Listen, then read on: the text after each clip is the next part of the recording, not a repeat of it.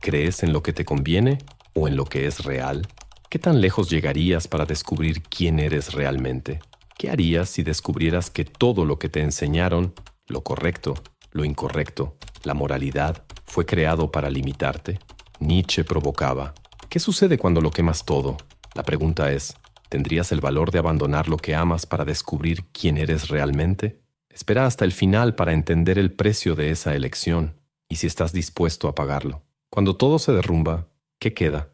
Esta pregunta, tan profunda como desconcertante, fue una de las muchas que Friedrich Nietzsche intentó responder en sus obras. Entre las respuestas que ofreció, una destaca por su audacia: el Übermensch, una visión del ser humano elevado, aquel que trasciende su propia humanidad. Más que un concepto filosófico, el Übermensch es una invitación a replantearnos nuestra existencia. Pero, ¿cómo resumir una idea tan grandiosa? El Übermensch no es algo que se pueda reducir a una frase bonita de autoayuda. Es al mismo tiempo desafiante e inspirador, provocador y liberador. Es como un mapa para quienes están perdidos en el caos de la vida, mostrando no una salida fácil, sino un norte. Y ese norte exige valentía, ser radicalmente independiente, trazar un camino propio en un mundo que insiste en encasillarnos en etiquetas y moldes prefabricados. Aún así, esta definición es solo la punta del iceberg. El Übermensch no se trata únicamente de una individualidad feroz. Es una visión de transformación y superación que va mucho más allá. Para entenderlo realmente, necesitamos profundizar más. Por supuesto, entender a Nietzsche es casi como armar un rompecabezas infinito. Fue un filósofo alemán del siglo XIX, una mente inquieta y adelantada a su tiempo. Fue en este periodo cuando dio vida al concepto del Übermensch. Pero sus raíces llegan más lejos, hasta un autor sirio de la antigüedad llamado Luciano. Luciano creó una figura satírica llamada hiperantropo, una especie de humano exagerado que, curiosamente, ya dialogaba con la idea de trascendencia. ¿Coincidencia? Tal vez no. Lo que Nietzsche hizo fue transformar esa antigua provocación en una reflexión seria sobre quiénes somos y quiénes podemos llegar a ser. El Übermensch no es un destino final. Es un llamado a reinventarnos, incluso cuando el mundo a nuestro alrededor parece desmoronarse. Porque, en el fondo, la pregunta que Nietzsche nos deja es: ¿qué harás con los escombros? Hay una conexión directa con el ensayo The Oversoul, el alma suprema, de Ralph Waldo Emerson, publicado en 1841. En este texto, Emerson explora la idea de un alma universal que conecta a toda la humanidad y que es capaz de trascender los límites más altos de la experiencia humana. Aunque a primera vista, Emerson y Nietzsche parecen ocupar extremos opuestos en el espectro filosófico, hay un vínculo interesante entre ellos. Nietzsche llegó a describir a Emerson como un hermano espiritual. En un comentario sobre los escritos de Emerson, Nietzsche confesó: «Nunca me sentí tan en casa en un libro». Esto nos hace cuestionarnos: ¿hasta qué punto las ideas de Emerson pudieron dialogar con el concepto de Nietzsche sobre lo que significa superar la propia humanidad? Aunque la idea de superar la humanidad no es exclusiva de Nietzsche, su interpretación es sin duda la más influyente. Y es precisamente esta visión la que queremos explorar aquí. Primero, observemos más de cerca el término que Nietzsche acuñó: Übermensch. En alemán, Mensch significa ser humano, mientras que el prefijo Über puede traducirse como sobre, encima o más allá. Así, el término lleva la idea de algo más allá de lo humano. Pero es importante señalar que el Übermensch de Nietzsche no es un ser sobrenatural ni místico. Sigue siendo humano, pero en una versión más elevada, un superhumano. Traducir Übermensch siempre ha sido un desafío. Durante un tiempo, muchos optaron por Superman, lo cual parecía capturar la esencia de la idea, un humano que trascendió su condición actual. Sin embargo, la popularidad del personaje de cómics terminó por confundir las cosas. Para evitar esa asociación, algunos académicos comenzaron a usar Overman o suprahombre. Aún así, estas traducciones no logran transmitir completamente el significado del término, especialmente para quienes no hablan alemán. Tal vez lo mejor sea aceptar la palabra tal cual es, sin intentar encasillarla en moldes que podrían distorsionar su profundidad. El concepto de Übermensch comienza a tomar forma en un ensayo de Nietzsche llamado Sobre los humores, de 1874. En este texto, menciona los humores elevados, un estado de ánimo raro y sublime, algo que trasciende nuestra idea común de buen humor. Nietzsche describe cómo la mayoría de las personas vive entre altibajos emocionales, experimentando pocas veces estos momentos elevados. Sin embargo, sugiere que es posible vivir permanentemente en ese estado elevado, una posibilidad que desafía nuestras concepciones sobre lo que significa existir plenamente. En esencia, el Übermensch de Nietzsche no es simplemente una idealización o un objetivo distante, es una invitación, una provocación para mirar más allá de los límites de lo que creemos posible. Así como Emerson vislumbró un alma universal que nos conecta, Nietzsche propone que el ser humano puede transformarse en algo extraordinario, un testimonio vivo de lo que significa superarse a sí mismo. Nietzsche tenía una visión audaz y, para muchos, revolucionaria sobre el destino de la humanidad. En Así habló Zaratustra, presenta la idea del Übermensch, o suprahombre, como un ideal aún no alcanzado, una especie de horizonte hacia el cual la humanidad debería avanzar.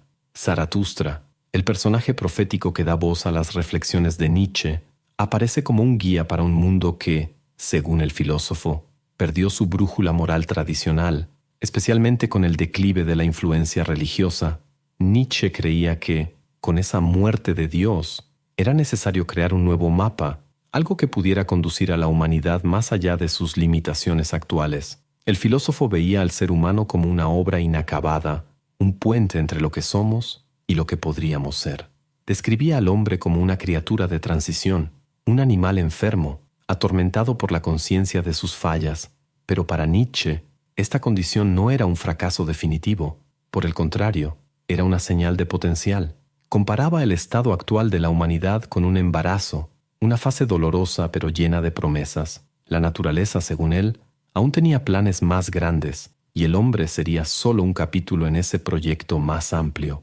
El concepto de Übermensch, aunque nunca definido de forma rigurosa por Nietzsche, representa ese destino elevado.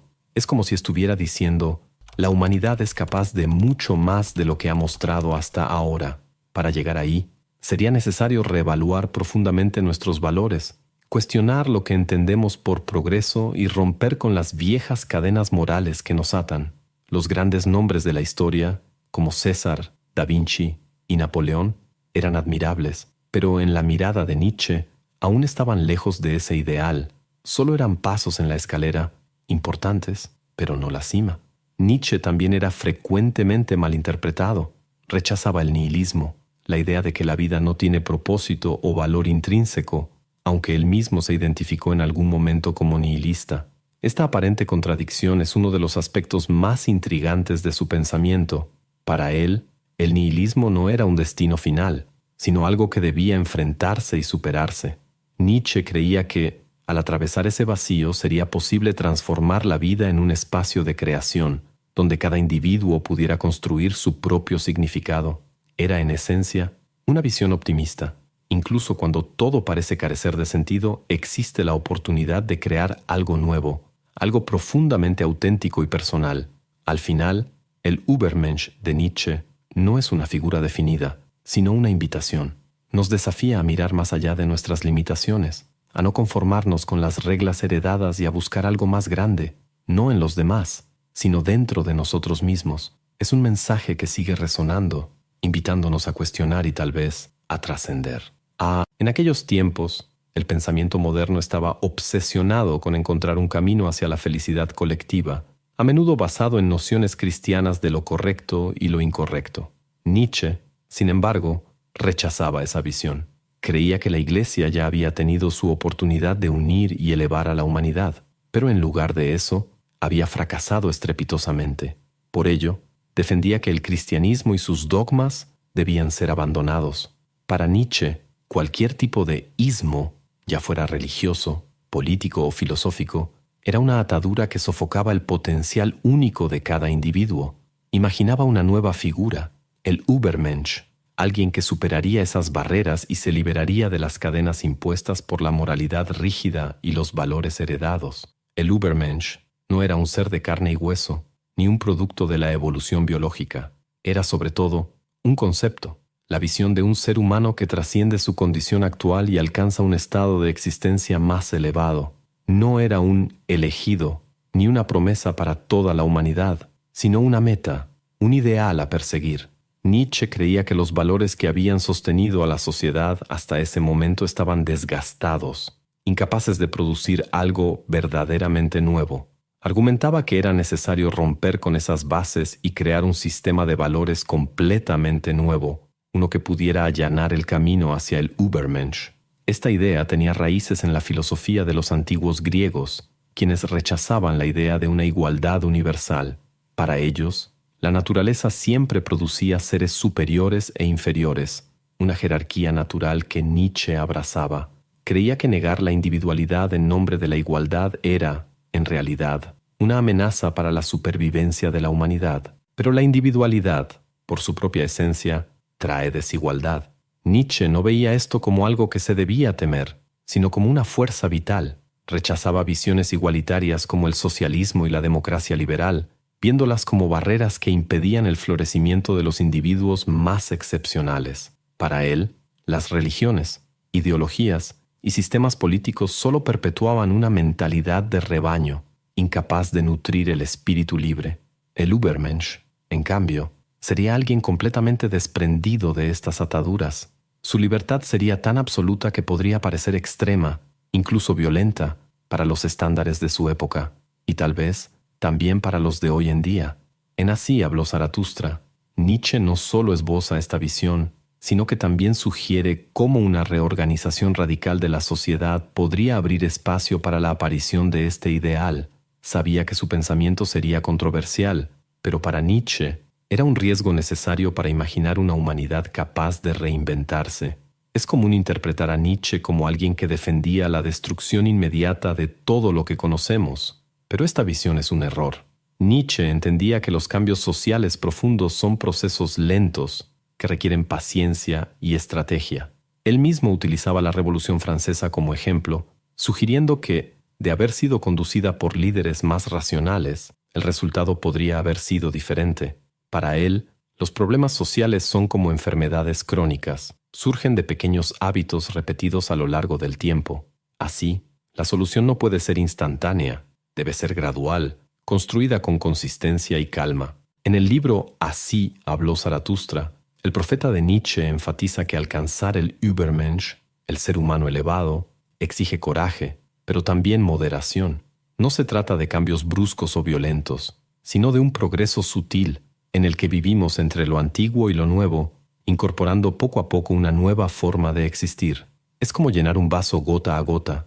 Eventualmente se desborda, pero el proceso es continuo y silencioso. Nietzsche creía en transformaciones significativas, impulsadas por un propósito, no en gestos grandiosos y vacíos. Aún así, era claro, estos cambios necesitan agentes, pero ¿quiénes serían esas personas? Para Nietzsche, no eran los más ricos, ni tampoco los aristócratas de sangre o raza. Despreciaba a la nobleza europea de su época, llamándola corrupta e incapaz de liderar un futuro más elevado. Sin embargo, tampoco depositaba su fe en los llamados aristócratas intelectuales, que a pesar de valorar el conocimiento, a menudo carecían de acción práctica. El ideal nietzscheano es una figura que une pensamiento y acción, alguien con fuerza mental, física y espiritual. Estas personas deben dominarse a sí mismas antes de liderar a otros. No necesitan ser millonarias, pero deben contar con los recursos necesarios para vivir con independencia y perseguir lo que creen, en lugar de simplemente cumplir con las expectativas externas. Para Nietzsche, el dinero es una herramienta, no el propósito mayor. Por último, lo que Zaratustra nos desafía a reflexionar es: ¿estás preparado para esta responsabilidad? Esa fuerza, después de todo, no se reduce a la capacidad física, sino a una fuerza interior que implica disciplina, propósito y el coraje de construir algo nuevo, incluso si eso lleva tiempo. Transformar el mundo, para Nietzsche, es tarea de pocos, pero esos pocos deben estar dispuestos a cargar el peso del nuevo mundo en cada paso que dan. Nietzsche, en su obra, nos ofrece una perspectiva profunda sobre el amor, que va más allá de las nociones comunes de pasión o deseo. Sugiere que el amor verdadero debe ser una expresión de algo mayor, un impulso creativo que trascienda las necesidades personales. No se trata de buscar hijos como solución a la soledad o a la insatisfacción consigo mismo, sino de un deseo genuino de contribuir a la evolución humana. Para Nietzsche, Solo aquellos capaces de generar algo superior, en sentido espiritual y moral, son dignos de participar en este proceso transformador. Los demás, incapaces de seguir esta evolución, estarían destinados a desaparecer naturalmente como una consecuencia inevitable del progreso. Es importante destacar que los hombres que menciona Nietzsche no son el Übermensch, sino los agentes que prepararán el camino para esta figura. Representan un puente, individuos capaces de guiar a la humanidad hacia una nueva forma de existir. Sin embargo, este avance no surge en condiciones ideales. Al contrario, Nietzsche enfatiza que las adversidades son esenciales para el florecimiento de estas nuevas virtudes. Él cree que los mayores desafíos de la vida, oposición, peligro, inseguridad, son los que moldean a los individuos más fuertes y elevados. Es frente a las dificultades donde emerge la verdadera fuerza, ya que la grandeza nunca nace de la comodidad. Nietzsche ve la lucha como un elemento fundamental en la evolución humana. Para él, la búsqueda de seguridad, tan valorada por la sociedad moderna, debilita el espíritu.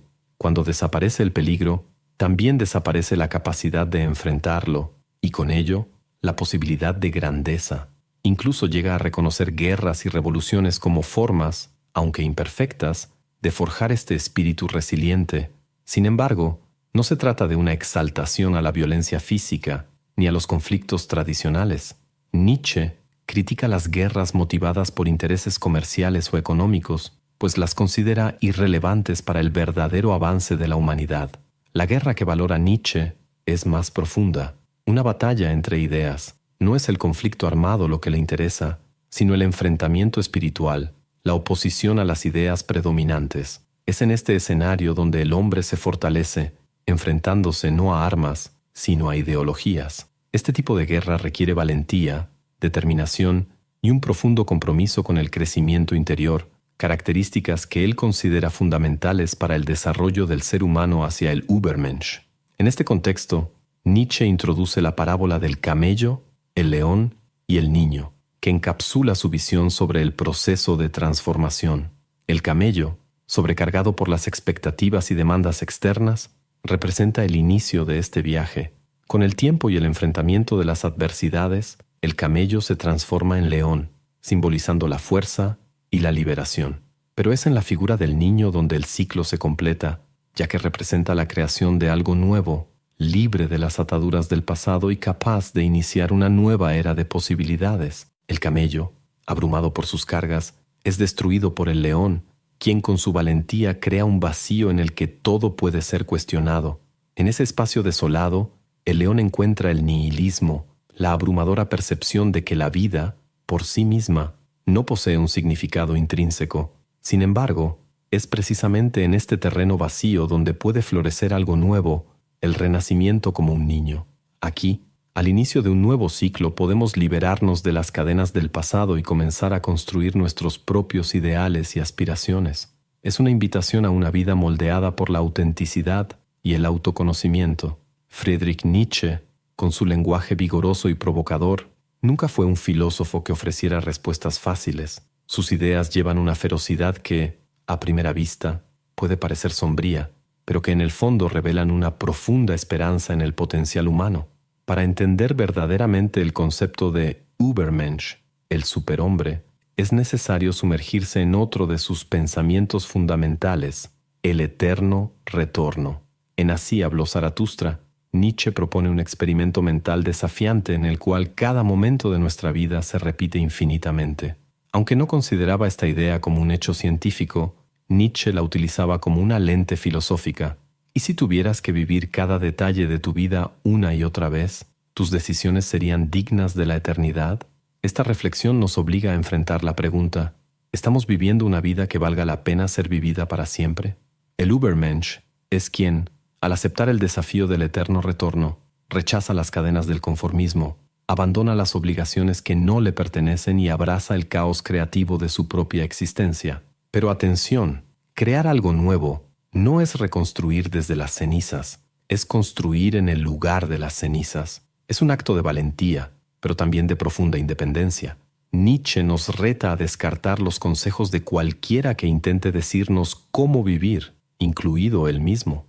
porque la verdadera creación nace de la autonomía, de nuestro propio caos interior. El Übermensch no busca aprobación ni héroes que imitar.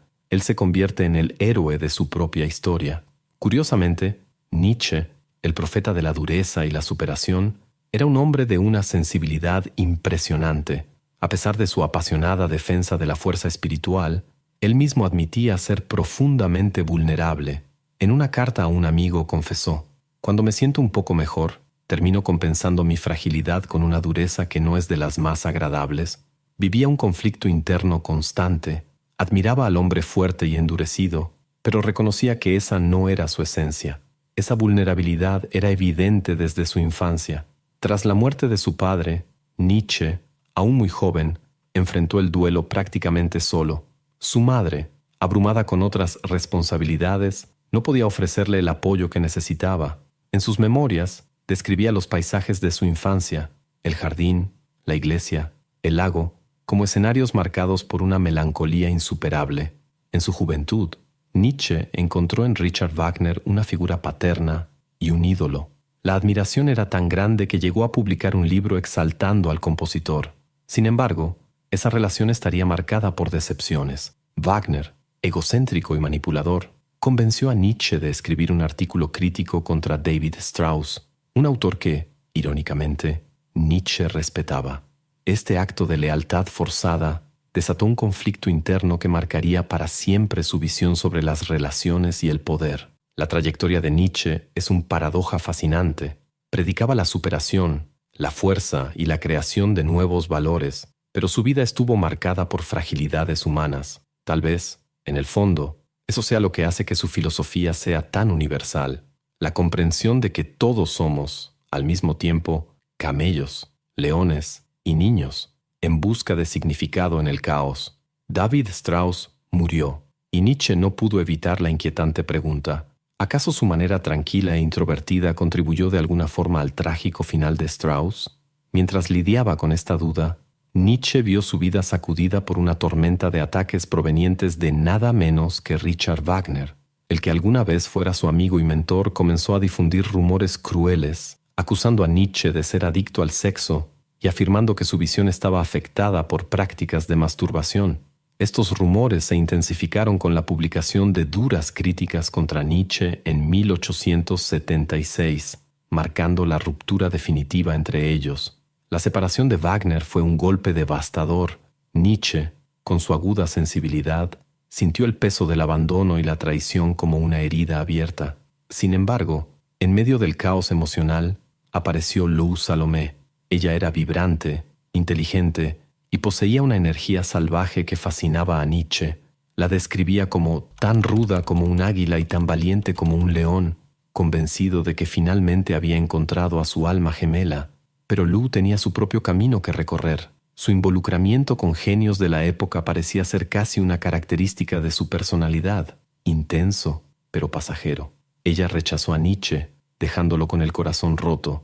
Una fotografía emblemática de Lou, en la que posaba con un látigo mientras Nietzsche y otro hombre sostenían las riendas como caballos, perpetuó esta humillación pública y personal. Tras la ruptura, Nietzsche escribió a un amigo con una sinceridad desgarradora: «Este pedazo de vida ha sido el más difícil que he tenido que tragar. Estoy siendo destruido por las ruedas de mis propias pasiones. Si no encuentro una manera de transformar este dolor en algo más grande, estaré perdido». Estas palabras, una confesión dolorosa y profunda, resuenan hasta hoy como testimonio de su lucha interna. A pesar de todo, Nietzsche hizo exactamente lo que se prometió a sí mismo. Transformó el sufrimiento en grandeza. A través de su obra, dio voz a su dolor, creando conceptos revolucionarios como el Übermensch y el eterno retorno. En Así habló Zaratustra, esbozó un ideal de fuerza y resiliencia, no como alguien que ignora sus emociones, sino como quien aprende a actuar con valentía a pesar de ellas. Sus escritos, sin embargo, encierran una paradoja. Son increíblemente poderosos, pero peligrosos cuando se distorsionan. Tras su muerte, su hermana, Elizabeth, manipuló sus textos para alinearlos con el ideario nazi, a pesar de saber que Nietzsche rechazaba tanto el fascismo como el antisemitismo. Incluso rompió relaciones con ella debido a estas convicciones. Sin embargo, el daño ya estaba hecho. y durante años su filosofía fue injustamente asociada con movimientos políticos que él aborrecía. Aún así, la historia le hace justicia a Nietzsche. Hoy en día, es celebrado como uno de los pensadores más influyentes de la humanidad. Su vida fue un mar de tormentos, pero su genialidad emergió de ese caos. Nietzsche logró, al final, realizar el truco alquímico de transformar la suciedad de su dolor en oro inmortal. Aunque no vivió para presenciarlo, el brillo de sus ideas ilumina generaciones, inspirando fortaleza y profundidad donde antes solo había desesperación. Cuando enfrentamos las obras de Nietzsche con la atención y el cuidado que realmente merecen, ocurre algo curioso. En medio de toda la desconstrucción, surge una perspectiva de libertad y esperanza. No solo desmantela estructuras, sino que también abre espacio para la creación de algo nuevo. La vida, según Nietzsche, es un vacío lleno de posibilidades, una invitación a explorar, jugar y buscar un sentido genuino. Pero para embarcarse en este viaje, se necesita valentía. La valentía de enfrentar lo desconocido y, más importante aún, de reinventarse a uno mismo. Es intrigante notar cuán humanas son las reflexiones de Nietzsche. A pesar de su estilo a veces abstracto y su lenguaje rebuscado, no ofrece un manual ni un conjunto de reglas para la vida. Al contrario, sus textos nos provocan, nos desafían a pensar por nuestra cuenta. Su obra no es una fórmula fija, sino una conversación abierta, un llamado a interpretar, crear y apropiarnos del significado. Por ejemplo, así habló Zaratustra encapsula gran parte de la esencia de su filosofía, pero está lejos de ser una síntesis definitiva. Nietzsche no buscaba cerrar el pensamiento con un punto final. Quería que sus palabras fueran el inicio, el detonante para que cada uno de nosotros encontrara su propio camino. Y eso exige más que solo leer. Exige vivir, reflexionar y muchas veces desprenderse de las certezas que cargamos. En este texto, claro está, apenas rasqué la superficie de su obra o de las innumerables interpretaciones que han surgido a lo largo de los años. Pero, si hay algo que puedo recomendarte, es esto. Sumérgete por tu cuenta. Lee, cuestiona, reflexiona. En el fondo, Nietzsche nos recuerda que vivir es crear, y su filosofía es ante todo una invitación a abrazar esa creación como un acto radical de libertad. Tú, que llegaste hasta aquí, necesito decirte algo. Eres raro. En un mundo donde la prisa es la regla y la superficialidad es la norma, elegiste profundizar. Eso no es poca cosa. Es, como diría Nietzsche, un acto de valentía, y quizá el primer paso hacia algo más grande. ¿Sabes? Crear este video fue como esculpir una obra de arte en un trozo de mármol en bruto. Cada idea, cada concepto, cada provocación fue colocada ahí para desafiarte, no solo a pensar, sino a sentir. Y tú permaneciste. Afrontaste las preguntas difíciles, esas que nos hacen retorcernos por dentro, pero que tienen el poder de transformarnos. Eso ya te pone un paso adelante. Y si me permites, quiero compartir algo personal. Cuando empecé a explorar a Nietzsche, recuerdo que me sentí perdido, como un camello sobrecargado, cargando certezas que, en el fondo, nunca fueron mías. Pero poco a poco me di cuenta de que el viaje para transformarse en el león, o incluso en el niño que crea algo nuevo, es todo menos sencillo. A veces es solitario, la mayoría de las veces confuso, pero también es increíblemente liberador. Si tú también lo sentiste, si estas ideas movieron algo dentro de ti, debes saber que este es solo el comienzo de una conversación que no tiene por qué terminar aquí. Sigamos cuestionando, reflexionando y, quién sabe, creando juntos. Déjame tu comentario. Cuéntame qué fue lo que más te tocó. Suscríbete al canal y dale like al video, porque esto no se trata solo de números. Se trata de construir una comunidad de mentes inquietas, y tú eres parte de eso. Al final, lo que Nietzsche nos enseña es que incluso el caos puede ser hermoso. Y aquí estamos, navegando en este caos, transformando ideas en posibilidades. Gracias por permitirme compartir esto contigo. ¿Sientes que apenas rozamos la superficie? Es porque la conversación continúa. Uno de los próximos videos explorará otras perspectivas sobre cómo superar límites, mientras que otro profundizará en cómo el caos puede ser una fuerza creativa. ¿Cuál de ellos te transformará? Te estaré esperando ahí para que sigamos construyendo esto juntos.